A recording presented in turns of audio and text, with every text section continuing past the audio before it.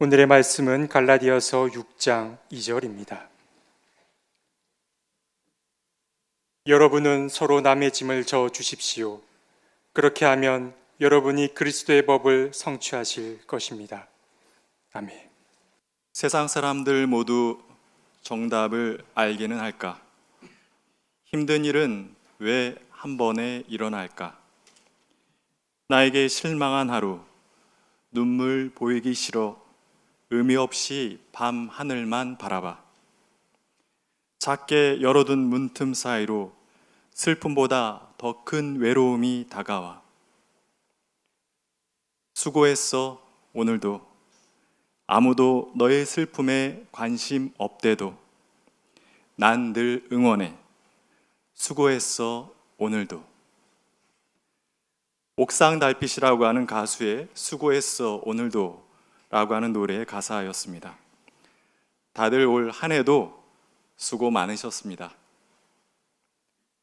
정답을 알 수 없고 힘든 일이 겹쳐 일어나고 자신에게 실망하고 때때로 눈물도 나고 슬픔보다 더 큰 외로움을 겪기도 하고 아무도 나의 슬픔을 가져주지 않던 나날들을 잘 견뎌오셨습니다. 그런 우리를 고요한 눈빛으로 바라보시며 수고했다, 응원한다 말씀해 주시는 주님의 위로가 우리 모두와 함께 하시기를 빕니다. 저는 오늘 아침에 목사님 설교를 듣다가 깜짝 놀랐습니다. 제가 곧 하려는 설교 서두와 목사님의 설교 서두가 똑같았기 때문입니다. 교수신문은 올해 2023년 사자성어로 결리망이를 꼽았습니다. 이게 오랜 세월 같이 하다 보면 뭔가 통하는 게 있나 봐요. 이로움을 위해 의로움을 잊었다는 말이죠. 눈앞의 이득 때문에 의로움을 저버리는 이들이 참 많습니다. 세계가 그랬습니다. 코로나 팬데믹을 거치며 모든 나라들이 경제적으로 어려워졌습니다. 곳간에서 인심이 난다고 먹고 사는 문제가 어려워지자 세계 각국은 자국 이익 중심주의로 돌아섰습니다. 그 결과 신냉전 시대가 도래했습니다. 중국, 러시아, 미국, 유럽이 극한 갈등을 빚고 있고 그 영향은 세계 모든 나라들이 받고 있습니다. 자국 이익 중심주의로 돌아섰다라는 것은 정의, 평화, 생명과 같은 대의적 책임을 중요하게 여기지 않겠다는 말입니다. 정치인들은 더 말할 것도 없습니다. 정치인들이 본인의 이득을 위해 국민이 부여한 정치적 권한을 오용했다는 뉴스 보도는 단 하루도 보도가 되지 않은 날이 없습니다. 정치인뿐 아니라 일반인도 크게 다르지 않습니다. 전세 사기, 그것이 국가적인 문제가 되었습니다. 돈만 벌 수 있다면 남이야 길바닥에 나 앉든 말든 사기를 쳐도 된다고 생각합니다. 학부모의 교권 침해도 날로 심각해지고 있습니다. 학부모들은 자기 자식만 귀한 줄 알았지 교사 또한 누군가의 자식이란 사실은 인정하지 않았습니다. 의로움과 바름이 무너진 세상은 사람이 사람답게 살기 어려운 세상입니다. 그리고 어려움은 늘 약자들을 먼저 찾아가지요. 2024년 가보지 않은 길이 우리 앞에 놓여 있습니다. 안타깝게도 내년에도 세계와 우리 사회는 올해와 비슷한 모습을 보일 것입니다. 암울하게 한 해가 끝나가고 새로운 한 해가 다가오는 이 시점에 제 마음속에 떠오른 한 인물이 있었습니다. 그는 그리스 신화에 나오는 시지푸스였습니다. 신이 내린 형벌로 매일매일 똑같이 산 정상으로 커다란 바위를 굴려 올려야 했던 시지푸스. 힘겹게 바위를 올려 정상에 서게 되면 그 앞에서 새로운 길과 풍경이 펼쳐지고 홀가분해진 몸과 마음으로 새로운 길을 떠나고 또 그 새로운 풍경에서 여유롭게 쉼을 가질 수 있으면 좋으련만 그러지 못하고 힘겹게 굴렸던 그 바위는 다시 있던 산 아래로 굴러 떨어지고 내려가 다시 그 바위를 굴려 올려야 했던 시지푸스. 그의 모습은 오늘 우리의 모습과 많이 닮아 있습니다. 시지푸스 같은 우리를 위해 예수님께서 이런 말씀을 해주셨습니다.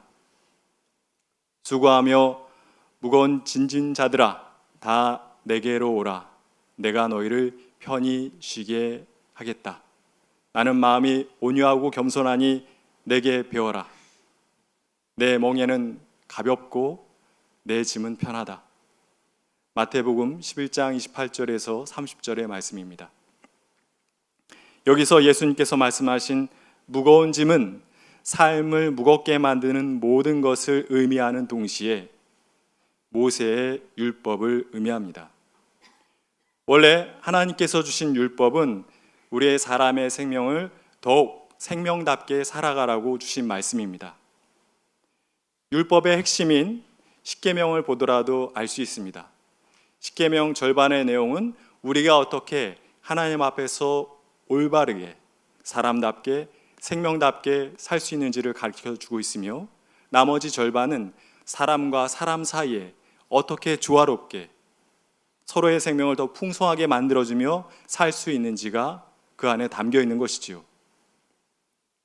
그러나 시간이 지나면서 율법은 본 정신을 잃어버리고 변질되었습니다.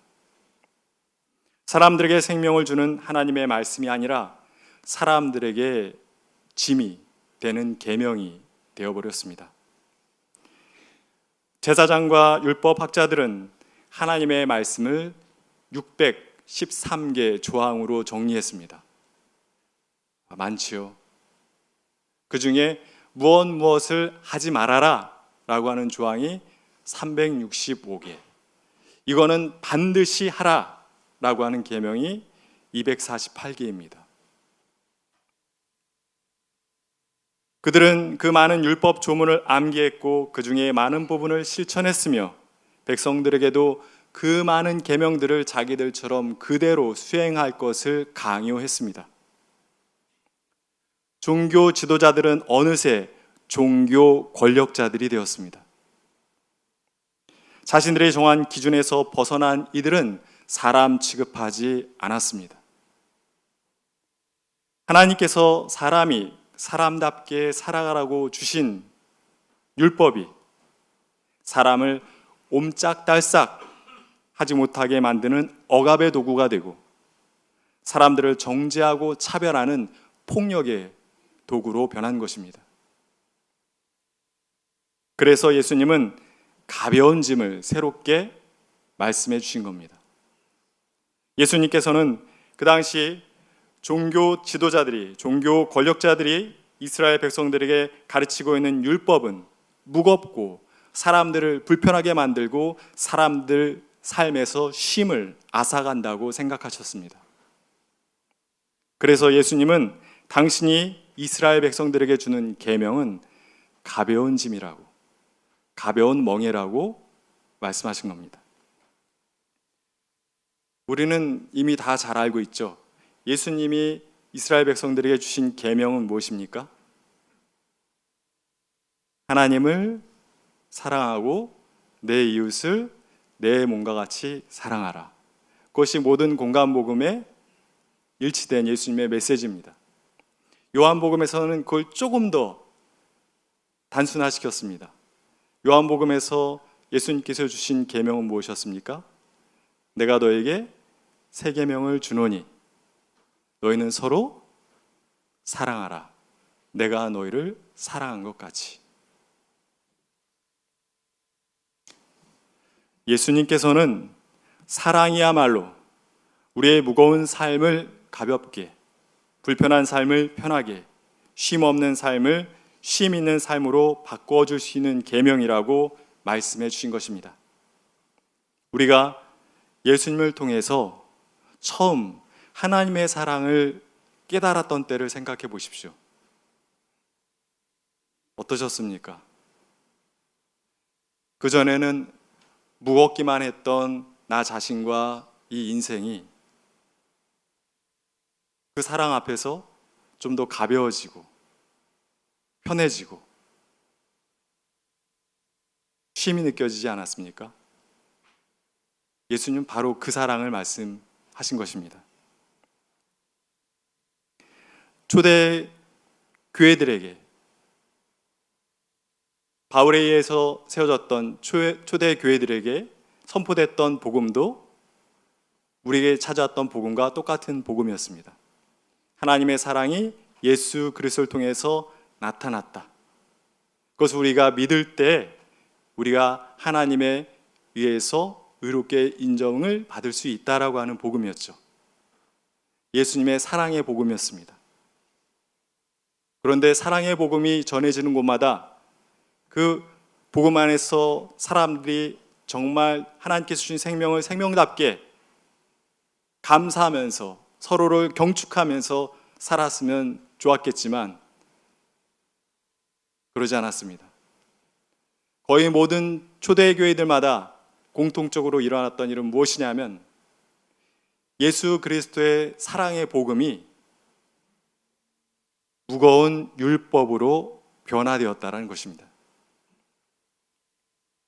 바울이 갈라디아 교회에 복음을 전하고 다른 교회에서 복음을 전하기 위해서 갈라디아 교회를 비웠을 때 예루살렘에서 유대 기독교인들이 갈라디아 교회를 찾아왔습니다.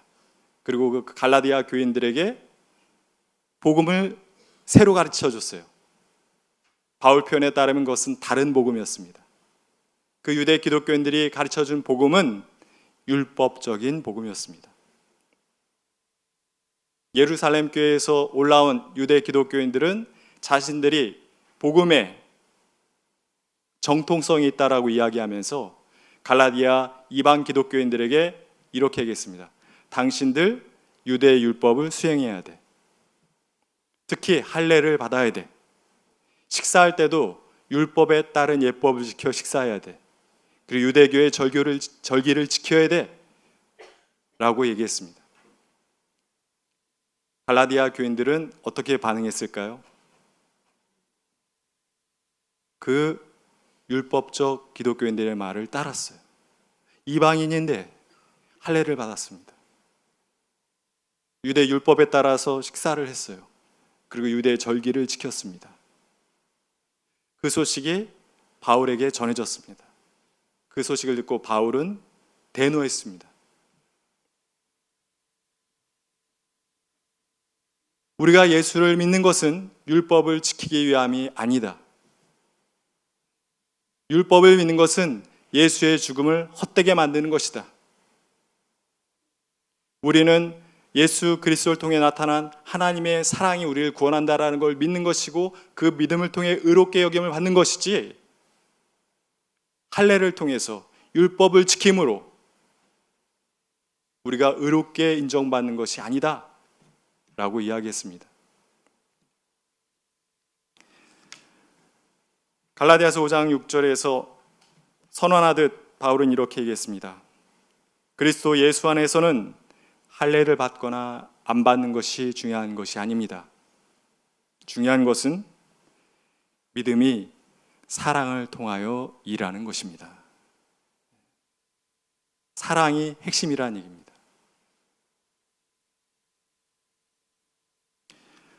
바울은 6장에서 사랑을 실천할 수 있는 여러 가지 지침을 알려줍니다. 이런 것이 예수 그리스도의 사랑을 믿음으로 드러내는 일이라는 것이죠. 여러 가지를 얘기해 주는데 그 중에 가장 핵심적인 것은 6장 2절에 나온 것입니다. 여러분은 서로 남의 짐을 져 주십시오.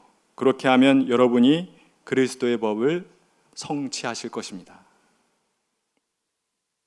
남의 짐을 져주라 라고 이야기하고 있습니다. 그런데 남의 짐을 져주는 것이 선하고 바른 일입니다 라고 이야기하지 않았어요.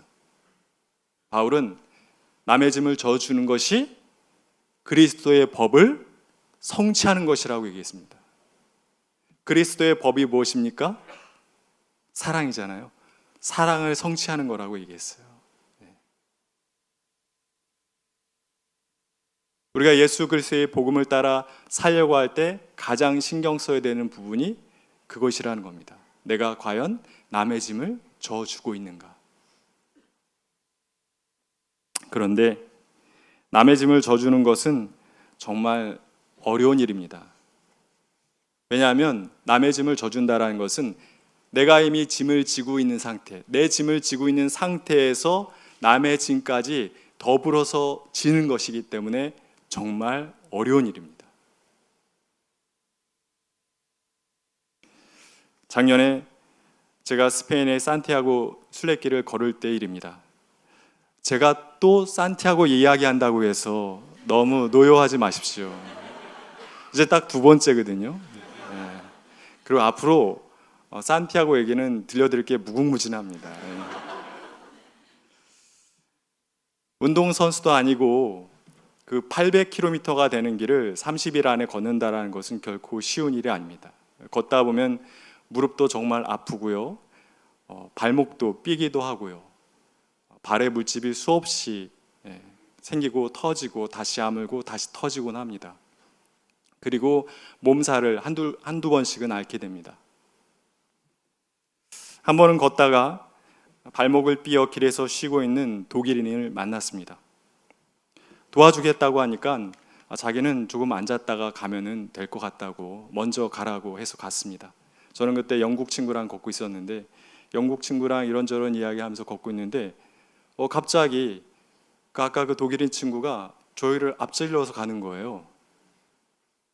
그리고 그 옆에는 필리핀에서 온 신부님이 같이 걷고 있었어요. 둘이 아주 친한 모습을 하면서 이런저런 대화를 하면서 저 옆을 쓱 지나가는 거였습니다. 저랑 제 영국 친구는 깜짝 놀랐죠. 야, 저 사람 잠깐 아까 전에 봤을 때 발이 삐었다고 앉아있던 그 사람 아니야? 맞아. 우리 둘이 생각했어요. 무슨 힘일까? 그 힘은 함께 걷는 힘입니다. 산티아고 길을 걷는 사람들이요, 하루에 수백 명입니다. 그 수많은 사람들이 그 800km를 다 걸을 수 있는 힘은 바로 거기서 나와요. 함께 걷는 힘. 자기 옆에 있는 사람을 자기와 같은 길을 걷는 사람이라고 여겨주는 거예요. 그리고 인종이 다르고 국적이 다르고 나이가 다르고 신분이 다른데 그런 거 하나 생각지 않습니다. 나와 같은 길을 걷는 사람, 곧 나와 같은 사람. 그래서 금방 친구가 돼요. 그래서 마음속에 있는 이야기까지 같이 나누게 됩니다. 어려움을 만나죠. 어려움을 만나도 같이 해결합니다. 빵을 하나 가진 사람은 빵이 없는 사람에게 절반을 잘라줍니다. 물이 남아있는 사람은 물을 다 마신 자에게 조금이라도 나눠줍니다. 숙소에 잠자리가 모자랄 때는 선뜻 침대를 양보하고 바닥에 먼저 배낭을 깔고 자기도 합니다. 서로 먼저 밥과 음료를 대접하려고 합니다. 다른 이의 물집 터진 발도 자기가 먼저 케어해 주려고 노력합니다. 컨디션이 좋지 않아 배낭을 메고 가기 힘든 일을 보게 되면 그 10kg가 넘는 짐, 보통 10kg이 넘거든요. 그 10kg이 넘는 짐을 대신 져줍니다. 물론 자기의 짐을 진 상태로.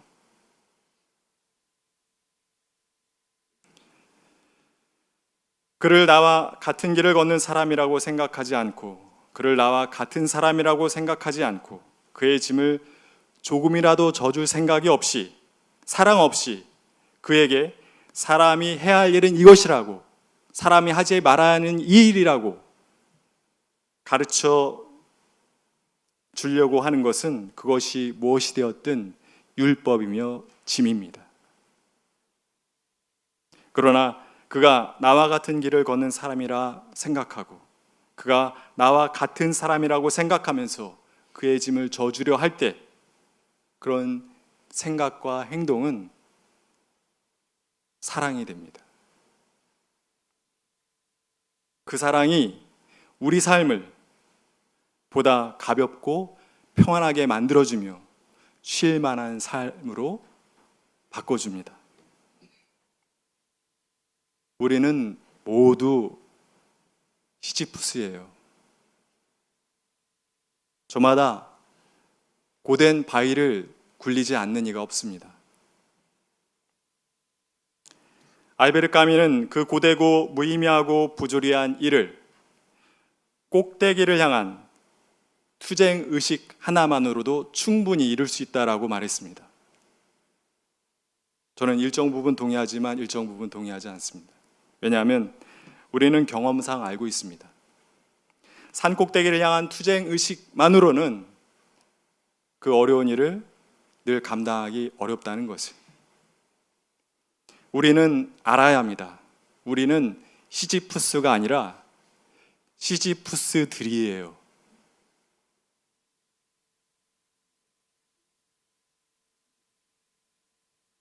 우리는 인생과 세상이라는 커다란 바위 앞에 혼자 서 있지 않습니다. 같이 서 있습니다.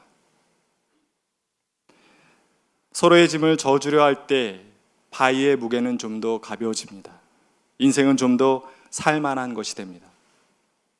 인디언어로 친구라는 말의 뜻은 내 슬픔을 등에 지고 가는 자입니다. 예수님은 제자들을 친구라고 부르셨습니다. 서로의 슬픔과 고통을 등에 지고 가는 친구 공동체, 특별히 약자들의 아픔을 외면하지 않고 그들의 짐을 기꺼이 져주는 공동체, 그것이 예수님이 꿈꾸셨던 공동체입니다. 우리 청파교회가 더욱 그런 공동체가 되길 소망합니다. 2024년 새해에 우리 청파교회는 2개의 교회를 새롭게 세웁니다. 은평 청파교회와 강서에 순빛 청파교회를 세웁니다. 그리고 세종에는 세종 청파교회가 있습니다. 네 교회가 서로의 짐을 져주는 교회, 친구와 형제자매 교회로 서갈 것입니다. 그리고 각 지역에 세워진 교회는 그곳의 사람들과 친구가 되어줄 것입니다. 서로의 짐을 져주고 약자들의 짐을 져줌으로 그리스도의 법을 성취할 것입니다. 그 귀하고 아름다운 일을 감사함 가운데 감당하는 우리 모두가 될 수 있길 주님의 이름으로 기원합니다.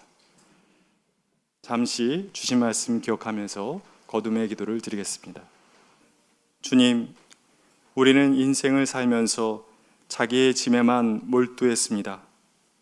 자기 짐 무거운지만 알았지 다른 이의 짐에는 관심을 쓰지 못했습니다. 그러는 동안 우리의 인생 짐은 더 무거워졌고 우리는 더 외로워졌습니다. 값없이 이유 없이 우리 곁에 찾아와 친구가 되어주시고 우리의 짐을 대신 지신 주님을 기억하겠습니다. 주님이 보여주신 사랑을 마음 깊이 간직하고 우리 또한 주님께서 우리에게 그러셨던 것처럼 다른 이들을 친구 삼고 그들의 짐을 대신 지며 살겠습니다. 사랑의 주님, 우리로 그리스도의 법을 성취하는 이가 되게 해 주십시오. 예수님의 이름으로 기도드립니다. 아멘.